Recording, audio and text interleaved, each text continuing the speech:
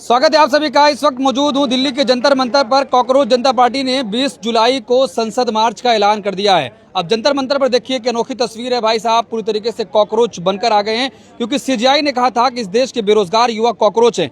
तब वही अब वो प्रदर्शन कर रहे हैं कि हाँ हम कॉकरोच हैं, वो दिखाना भी चाहते हैं, देश को दिखाना चाहते हैं। हम इनसे बातचीत करेंगे। क्या लगता है कि आपको कॉकरोच क्यों बनना पड़ा? कॉकरोच की वेशभूषा में आ गए यहाँ पर। सर कॉकरोच बनना एक मजबूरी समझ लीजिए सर। हम लोग ईमानदारी से आराम से पीसफुली आवाज़ उठा के थक गए, तो मुझे ये रास्ता अपनाना पड़ा। और दूसरी चीज़ ये है कॉकरोच बनने का, इस पोशाक में आने का रीज़न कि इस देश के संवैधानिक पद पे जो बैठे हैं माननीय न्यायाधीश जी, जो सुप्रीम कोर्ट के चीफ जस्टिस हैं, वो भी हम लोगों को कॉकरोच के नाम से संबोधित किया। उन्होंने दहशतगर्द बोला, कॉकरोच बोला।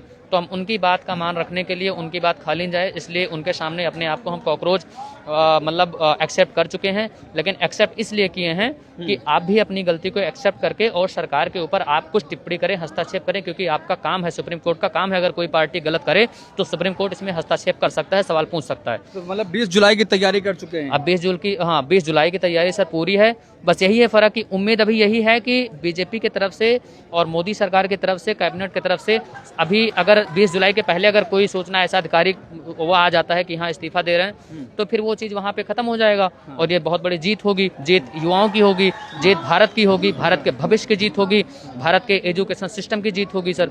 तो उम्मीद है अभी लेंगे फैसला, 20 के पहले ले लेंगे, धरना वहाँ नहीं जाना पड़ेगा। और अगर नहीं होगा तो इसी वेशभूषा में हाँ बिल्कुल बिल्कुल, अगर नहीं होगा तो इसी वेशभूषा में ऐसे ही जाया जाएगा सर। कॉकरोच बनकर अब बिल्कुल बिल्कुल सर, इसी वेशभूषा में 1% बदलाव नहीं होगा, बिल्कुल ऐसे ही। तो क्या गर्मी नहीं लगती? क्योंकि सर गर्मी बहुत लगती है, लेकिन इससे कई गुना ज़्यादा तकलीफ वो लोग सह रहे हैं जो 10-12 दिन से भूखे हैं, वहाँ बैठे हैं स्टेज पे। सर आदरणीय सर हैं, वांगचुक सर हैं, और आप और भी भाई बहन हैं। तो सर उनके तकलीफ के आगे मैंने मिला, बातचीत किया, मेरी तकलीफ ये बहुत कम है। तो अगर वो इतना कुछ कर सकते हैं तो हम भी सह लेंगे सर। ज़्यादा से ज़्यादा चक्कर आएगा, बेहोश होंगे, फिर होश में आ जाएंगे। मतलब अपने आप को भी थोड़ा सा आप तपा रहे हैं। बिल्कुल सर, तपाना जरूरी है, क्योंकि आज नहीं तपाएंगे कल हमारे बच्चे तपेंगे। तो हम आज अपने आप को तपा लेंगे, कल बच्चों का भविष्य सही होगा, देश का भविष्य सही होगा, इसलिए आज तपाना ज़्यादा सही है।